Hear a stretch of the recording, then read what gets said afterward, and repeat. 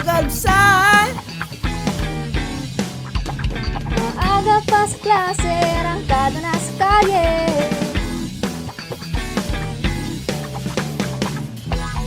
Buhay natin parang jeepney. Araw-araw nasa biyahe.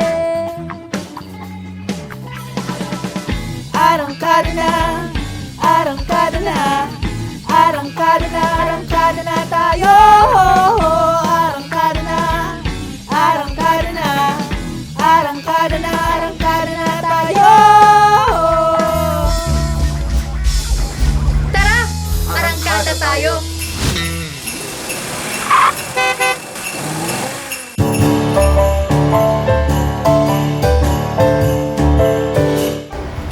Ho, ho, ho! Hello mga kaarangkada! This Christmas, mas exciting at mas enjoyable ang ating bonding. Mas lambutan pa natin ang ating mga puso dahil this is not just a season of giving, but also the season of forgiving. Kasama nyo sa Paskwentuhan, ako ang inyong Kuya Kay, Kiel Purificacion. Para naman sa Merry Chikahan, si Ate Yanyan ang inyong maaasahan, Hana Salmonte. Para laging updated, Tumutok lamang sa Broad FM Facebook page at sa Broad FM 92.5, ang university station na radyo na online pa. Kaya tara, arangkada tayo!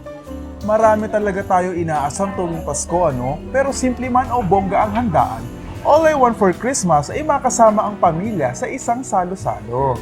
Correct ka dyan, Kiel. Hindi naman talaga kailangan ng bonggang handa sa Pasko. Basta handa kang magbigay ng pagmamahal sa kapwa mo, yon ay maituturing na rin pinakamagandang regalo. Speaking of regalo, Hana, ha, may pangregalo ka na ba sa mga inaanak mo? Nako, Kiel, sinabi ko naman sa'yo, ako'y walang favoritism sa mga inaanak ko. Lahat yan sila pantay-pantay, kaya naman lahat din sila ay wala pa ring regalo. Joke lang, syempre naman lahat ng bagay ay napaghahandaan. Grabe ka, partner, ha? Baka kinabahan naman yung mga inaanak mo nanonood sa atin ngayon. Pero maiba ako, isa pa sa rason kung bakit ramdam na ang Christmas ay dahil sa mga batang gabi-gabing nangangaroling.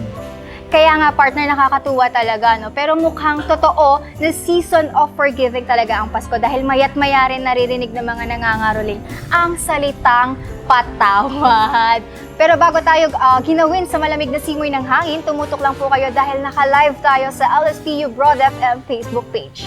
Abangan kung ilan ang kaarangkadang uuwi ng may ngiti sa ating stopover. At abangan ang perfect comfort food ng malalamig ang Pasko sa ating Arangkada Finds. Ihanda ang sariling mapaawit at mapaindak sa Arangkada PU. Pero bago yan, aarangkada muna ang mga maiinit na balitang dapat niyong tutukan.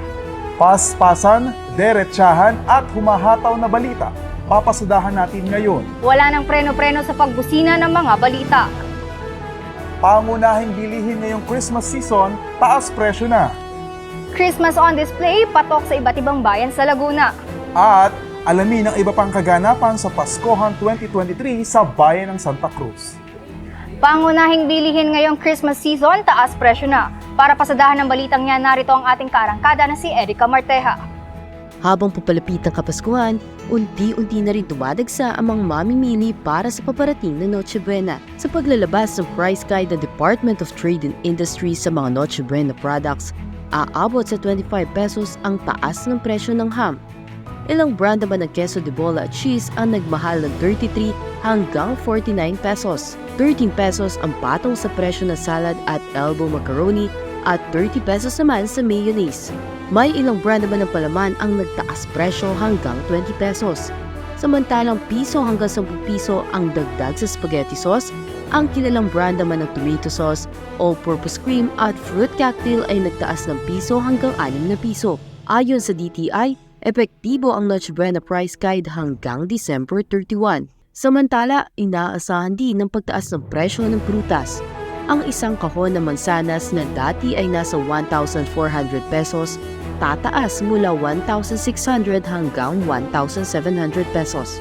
Ang kiat-kiat na noong nakaraan ay pumapalo lamang ng 750 to 800 per box, ngayon ay umaabot na hanggang 1,000 pesos. Pagdating naman sa presyo ng karne, asahan din ng minimal price hike na aabot sa 4% dahil sa itinaas na production cost ng meat processor. Sa ngayon, ang per kilo namin ay 360 hanggang 380. Baka sa December 2025, mga 370, 380. Kung ang kuha namin sa piggery ay tumaas, kailangan din namin magtaas. Ganun lang naman yon. Pag mababa ang kuha namin, kailangan din naman namin magbaba.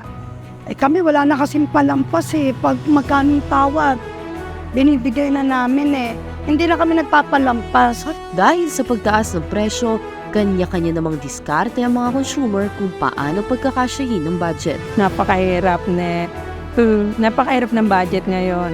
Pero pinagkakasya lamang, basta meron lang handa, konti lang. Yan, yung mga dating 10 kilo, siguro mga 2-3 kilo lang, ganon.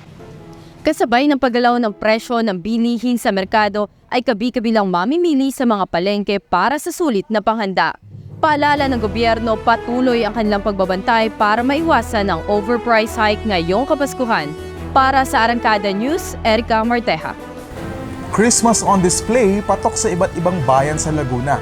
Para pasadahan ng balitang yan, narito ang ating kaarangkada na si Kyra Racom. Ngayong nalalapit na Kapaskuhan, hindi nagpahuli ang iba't ibang bayan sa Laguna sa kanilang makukulay at maliwanag na Christmas decorations. Pagpatak pa lang pasado alas 6 ng gabi ay pinaiilawan ng iba't ibang makukulay na gayak, gaya ng mga parol, giant Christmas tree, iba't ibang laki ng regalo, estatwa ni Santa Claus at mga Christmas lights. Nagmistulang maliwanag at perfect na pasyalan ang buong plaza dahil sa kanilang mga pailaw, mapposteman, hallway at pati na rin ang mga kapunuan. Sa bayan ng Santa Cruz sa Laguna, agaw pansin ang kanilang higanteng ulo ng kalabaw na punong-puno ng ilaw, sumisimbolo sa kanilang Quezon Puti Festival, malaking Christmas tree at tunnel of lights. Bukod sa pailaw ay mayroon din silang samut-saring bilihan ng mga pagkain, laruan, damit at iba pang mumurahing panregalo. Maganda siya. Maganda yung mga kulay ng pailaw niya. Nakakatuwang pagmasdan. Balak lang sanang mag-ikot-ikot, kumuha ng picture, ganon. Mamasyal para sa mga bata. At hindi rin nagpahuli ang ilang katabing bayan. Sa Pila, Laguna, damang-dama na ang simoy ng Pasko dahil sa mga gayak at iba't ibang makukulay na dekorasyon.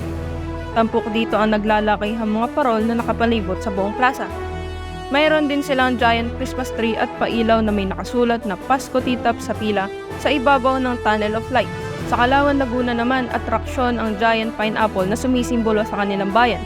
Puntahan din ang makukulay na Tunnel of Lights, symbolic Christmas trees at mga rides. Makukulay na parol naman ang ibinida ng bayan ng Magdalena, Laguna. Bawat daanan ay mayroong nakasabit na mga parol na siyang nagbibigay liwanag sa kanilang bayan. Tila ramdam na ang Kapaskuhan dahil sa mga makukulay na pailaw na ginayakang pangpasko sa mga plaza at bawat bayan dito sa Laguna. Bakas naman ang ngiti sa mukha ng mga taong pumapasyal at bumibisita rito. Para sa Arangkada News, Kyra Racom. Kung mga kumukuti-kutito ng dekorasyon lang din naman ang pag-uusapan, naku, hindi magpapahuli ang probinsya ng Laguna. Kaya naman ngayong gabi makakasama natin sa pag-arangkada ang PIO Tourism Officer of LGU Santa Cruz, Laguna. Ma'am, magandang gabi po. Maaari na po kayong magpakilala. So, ako si Rexarisa Reyes Boangaling. They call me Rexy Boangaling. So, I am the PIO Tourism Officer Designate dito sa LGU Santa Cruz. So, Ma'am Rexy, ilang years na po kayo sa inyong serbisyo? So, I've been working here as tourism officer way back this January 2023 pa na. Ayan, ano po yung naging paghahanda nyo para sa turismo ng bayan ng Santa Cruz? So, ang paghahanda na ginawa ng pamahalaang bayan ng Santa Cruz ay una-una sa lahat yung pagpapailaw ng kung makikita ninyo dito sa ating pong liwasang San Luis, liwasang bayan at ganoon din po sa kabuuan ng munisipyo. Kasi talaga namang maganda yung ating dekorasyon na ginawa ngayong taong ito upang ipakita sa ating mga kababayan na ang bayan ng Santa Cruz ay tuluyan ng bumabangon dun sa ating naranasang pandemya. So, kung mapapansin niyo sa kapaligiran, panay ilaw, di ba? So, hindi lang ilaw, madaming dekorasyon. At ang pinakang highlight namin, yung ulo ng kalabaw. Na makikita ninyo ay napuno siya ng ilaw. So, yun yung magandang makikita sa atin. At sa paligid nito, makikita nyo rin yung iba't ibang stall na may dry goods. So, meron tayong night market, no? So, makikita nyo din dito na dito yung tuluyan talagang nababago yung ekonomiya ng Santa Cruz, ng bayan ng Santa Cruz. Naku, yan talaga yung mga inaabangan ng ating mga kaarangkada tuwing Kapaskuhan, yung mga events. Ma'am, how about yung mga paghahanda nyo naman o para sa pailaw at kailan po ito sinisimulan? To be honest, ngayong November lang.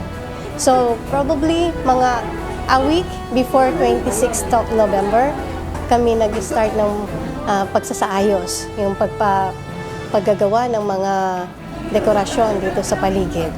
Ma'am, alam naman po natin kung gaano dinarayo ang bayan ng Santa Cruz. Bukod po sa mga palamuti, ano naman po yung mga pa-events nyo dyan?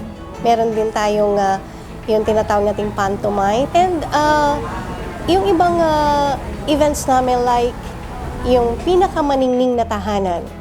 Dito yung natutuwa kami kasi we were able, para mai-open dito sa ating mga kababayan na it's about time na ipagpatuloy yung nakagas na natin na pag-de-decorate ng kanilang bahay tuwing Kapaskuhan. So, meron kaming pa-contest dito. So, ganun din, meron tayong Himig Paskuhan 2023, ito yung choral competition. Ang ating naman mga kasali dito ay yung sa DepEd. Yung meron tayong large at medium size na elementary school na magtatagisan. Meron din tayong category ng high school. Naku, kaya naman pala laging napakaraming tao sa bayan ng Santa Cruz kasi napakaraming events na inihanda nila ngayong Kapaskuhan. Ma'am Rexy, maaari niyo pong anyayahan ng ating mga kaarangkada upang bisitahin ng bayan ng Santa Cruz. Oh, syempre, lahat po ay welcome. So tara na, punta kayo sa bayan ng Santa Cruz at saksihan niyo po, punta na po kayo sa amin at kayo makisaya, makiningning at saksihan ang napakagandang bayan ng Santa Cruz ngayong Kapaskuhan, ngayong Paskuhan namin ng 2023. Ayan, maraming salamat po Ma'am Rexy Bunggaling. Naway dumagsa pa ang mga bibisita sa bayan ng Santa Cruz at sa iba pang karatig bayan. Pahinga muna sa balita at tayo makisaya sa nakakataba ng pusong give and get ng ating stopover. Yan ang ipapatutukan sa aming pagbabalik. Ito ang Arangkada Tayo.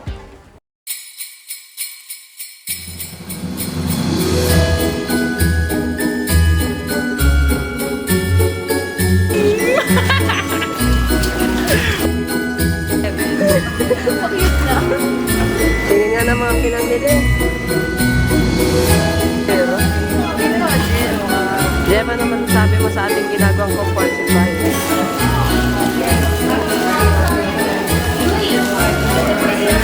Deeply.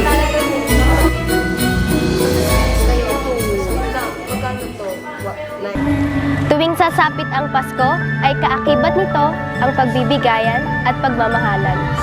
Kaya ang bawat isa sa atin ay may kakayanang ibahagi ang saya sa kapwa sa maliit man o malaking bagay. At ang sarap sa pakiramdam na nakikita natin ang ngiti ng tao sa munti mong regalo.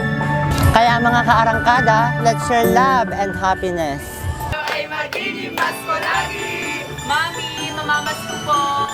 Maliit man o malaking bagay na ginagawa ng ating kapwa para tayo ay mapangiti ay dapat pasalamatan.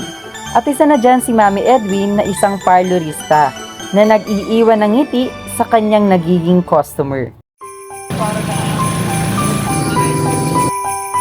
Ito naman si Tatay Ernesto. Isa siya sa mga jeepney drivers na minsan ang naghatid sa atin sa ating pupuntahan. Kaya naman ngayon, ay tayo naman ang maghahatid sa kanya ng ngiti at munting pasasalamat. Tunay ngang ang pagmamahal ng isang ina ay hindi matatawaran. Nawalan man siya ng anak at maagang naulila sa kanyang asawa ay patuloy na lumalaban sa buhay, si Nanay Erlinda. Napakasarap sa pakiramdam na may napapangiti kang tao sa iyong munting regalo. Tandaan na ang tunay na diwa ng Pasko ay ang pagbibigayan at pagmamahal.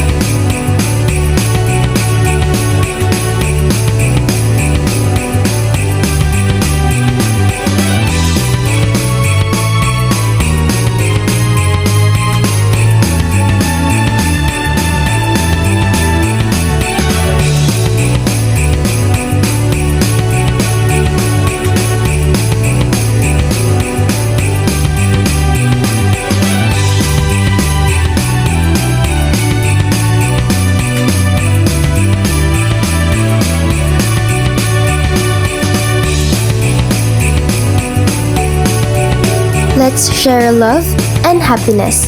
Merry Christmas! Nagbabalik ang Arangkada, tayo.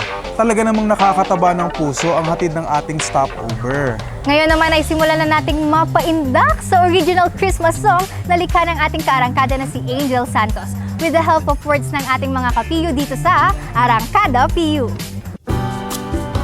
Napipil mo na ba ang lamig ng simoy ng hangin? Ang aroma kaya ng puto bumbong at bibingkang kanin? Ready na rin ba ang mga tambol at tansan for caroling? Talagang hindi mo mapipil ang loneliness ng Christmas mo kapag kami ang kasama mo. Paano mo nga ba maidi-describe ang Christmas mo in just one word? Ngayon, makakasama muli natin ang ating kaarangkada na minsan nang nagpakaba at naghatid ng takot sa ating mga dibdib. From Candle Lady, siya naman ngayon si Santa Lady na maghahatid ng regalong kasiyahan sa ating mga kaarangkadang handang-handa na sa ating mga katanungan. Hey, hey, hey! Merry Christmas! Dahil nasa Singapore pa ang totoong Santa Claus, ako muna ang makakasama nyo for today. I am Santa Lady and this is Arangkada PU! Ayan ate, name and course. I am Ditas Roldan from BSHM 4A. My name is John Almarin H. Samson and I'm from BS Criminology 2C. I am RJ Patapat from BSOA 1G po. Reggie Bangka po from BSOA 1B po. Eugene Hernandez po, BS Bio. Bimi Mestrada, BS Bio din. Angelo Garcia mula sa College of Teacher Education. Ayan ate Ditas, so paano mo nga ba i-describe ang salitang Pasko sa salitang nagsisimula sa letter P? Para sa akin, ang unang-unang maaalala ko tuwing Pasko is pamilya. Sa letter A. Aguinaldo. Sa letter S. Para sa akin po, sa tingin ko po, sama-sama. Sama-sama po, tama. Na sama-sama po, pamilya, friends. Sa letter K. Kapayapaan. Kapayapaan. Kapag naman dyan, naisip ko is kasiyahan. Sa letter O. Letter O, oras. At dahil dyan, may handog na maagang papasko si Santa Lady para sa inyo. At gamit ang mga salitang narinig natin mula sa kanila, regalo ng aming team ang isang self-composed Christmas song para sa inyo mga kaarangkada.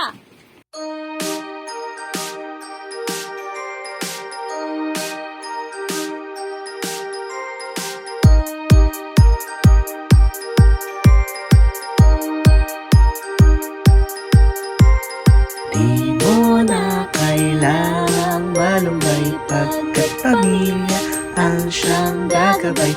Meron o wala mang aginaldo, basta't mahala kay sama-sama tayo. Arangkada tayo. Sa Pasko, bawat isa ay may bigayang kasiyahan. Kapayapaan, oras na para magmahalan tayo at magbigayan. Di mo na kailangang malumbay pagkat pamilya ang siyang gagabay. Meron o wala mang aginaldo, basta't bahala kay sama-sama tayo. Merry Christmas, Daddy! Kumusta po kayo dyan? Okay pa din naman ako at proud father din ako. Bye! Merry Christmas mga kapiyo all the way here from Singapore. Grabe, legit na napaindak at napakanta ko sa awitin ng talented nating mga kapiyo sa episode na to. Ay, tama ka dyan, Hana. Parang na-LSS na nga rin ako eh. Paano nga yun? Di mo na kailangang malumbay. Ay, pagkalamig naman ang boses ng partner ko. Pero usapang malamig, marami pa rin sa ating mga kaarangkada ang kabilang sa samahan ng mga malalamig ang Pasko. Kaya naman ito na ang Arangkada Finds para ipalam sa atin ang perfect comfort food ng malalamig ang Pasko.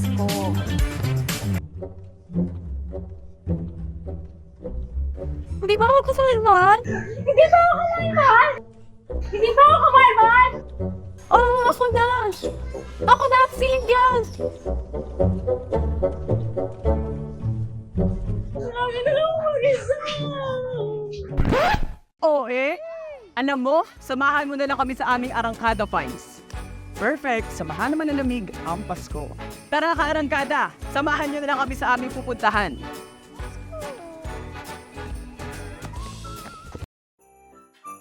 Ngayong simbang gabi, samot-saring mga palamuti ang ating makikita. Mga kumukutitap na mga pailaw sa lansangan. Bukod sa mga display na ito, syempre, hindi magpapahuli ang matatamis na pagkain. Isa ka rin ba sa mahilig sa mga kakanin? Worry no more kaarangkada dahil dito sa Bay Laguna, sagot namin ang cravings nyo. Malamig din ba ang Pasko mo? Tulad niya? Kami na ang bahala sa comfort food nyo. Dahil nalalapit na ang simbang gabi, nauuso na naman ang mga kakanin. Kaya't halina't samahan nyo kami. Tikman ang patok at masarap na puto bongbong dito sa Bay. At dito, nakilala nga namin si Nanay Toralba na kilala sa paggawa ng masarap na puto bongbong. Ako po si Amparo Toralba, 57 years old. Siya manganak, may 14 na apo. 30 years na po ako nagtitinda ng puto bongbong. Every Christmas po. Pero, bakit po ba tuwing simbang gabi nabibili ang puto bongbong? Ang puto bongbong ay isang tradisyonal na kakanin ng mga Pilipino at inaabangan tuwing sasapit ang Pasko. Madalas itong makita tuwing simbang gabi na kadalasan ay nasa tapat lamang ng simbahan. Pero, paano nga ba ginagawa ang puto bongbong? Let's find out. Huhugasan mo yung malagkit, ibababad mo, hugas na hugas yung malagkit. Kung ano yung linaw ng tubig, yun din ang sikreto ko para ang puto bongbong ko hindi nagmapanis at masarap. Kapag handa na puto bongbong, wala naman isang oras o minuto. Pag kumulo na si tubig, salang mo muna yung bongbong, painitan, pakukuluan. Minuto lang yun. Pag sa sumibol na siya, nabimbayong ulit tayo ibabaw. Okay na yun. Siguro, 1 minute lang sa pagluluto. Pero sa paghahanda, medyo matagal. Then, ang paglalagay po, para po lagyan po ulit natin ng margarine. Then, ang loob po niyan, para mabango, as in may pandan. Huwag pong kalilimutan ang pandan. Kung maganda po tindera, kailangan masarap po ang eri po yung galapong. Ito po yung malagkit. Ganyan po. Kasi malambot nga po ang aking malagkit at puro. Bago ko po ilagay, ganyan po. Minuto lang po ang pagkulo niyan. Kulay ubi na. Sabay-sabay niyo po yan. Ayan po. Kumukulo na po siya. Punas tayo ng dahon. Yan. Lalagyan po ng margarine. Ere po yung una ko nilagay. Itatao po natin ng ganyan para po naluluto din yung wow. Tapos po, ere po, tak-tak, tak-tak, baksak. Ayun. Yan. Tak-tak. Ere po, dito po, sa pulsuhan. And then, eri na po ang ating puto bongbong. Pwede na po siyang kainin. Matapos ang paghahanda, ready na ang mainit-init pang puto bongbong ni Nanay Amparo. Ready na ba kayong matakam, kaarangkada? Ready na! Jayas Puto Bongbong! Tara, kain tayo!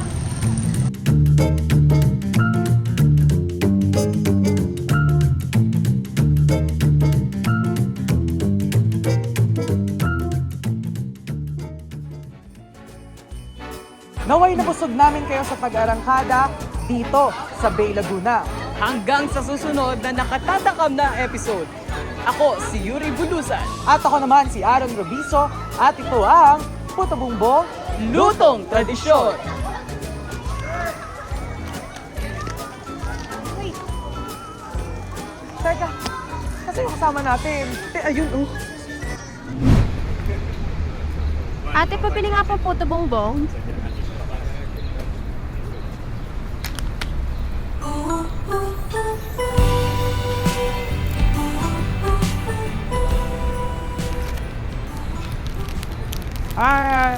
Eto na yun. Puto bongbong mo. Mainit-init pa.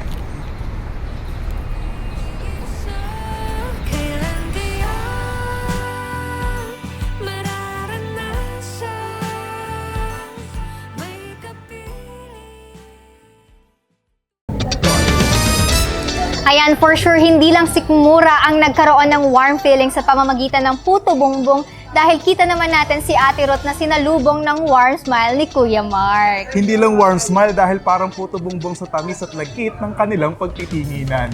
Pero teka, nalilito ka pa rin ba at hindi malaman ang direksyong tatahakin mo sa kolehiyo? Oras na para pakinggan mo to. Magaling ka bang magsalita at magsulat? Hindi ka ba mahiyain?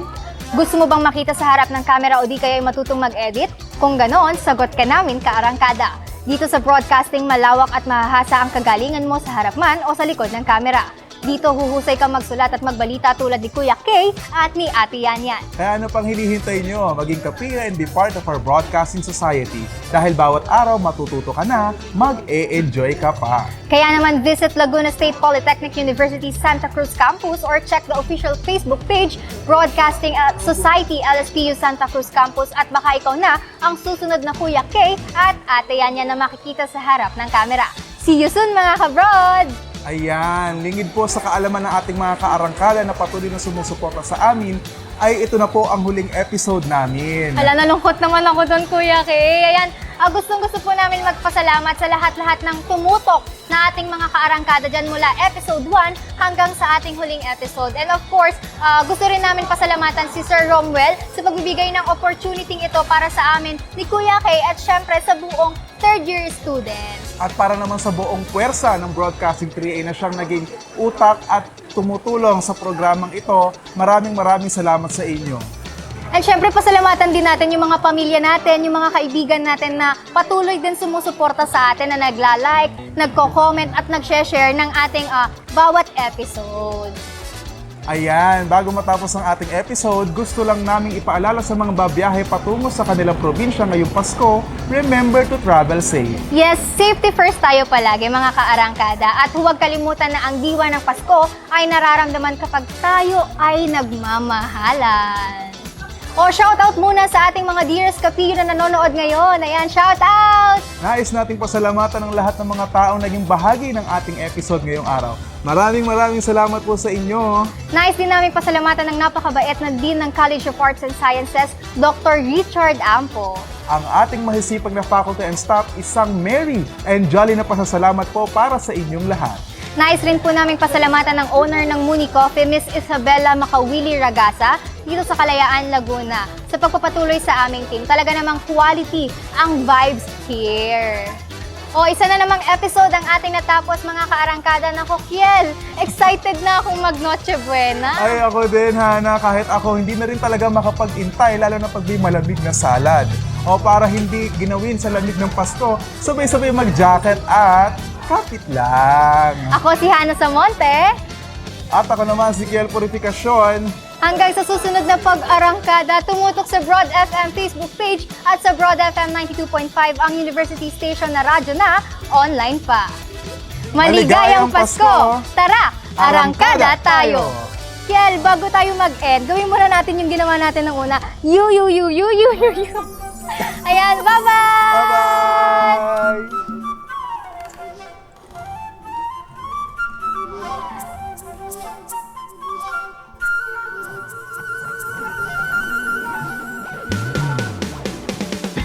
Pagkising sa umaga, babangot mag-almusal. Maaga pa sa klase, arangkada na sa kalye.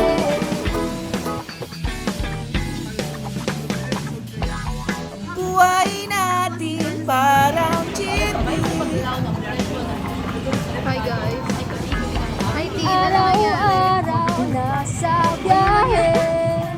Tingin ako karoon ng nabasa ang sapatos. Bawat daan susuhin. Kaya ng buhay, tayo pa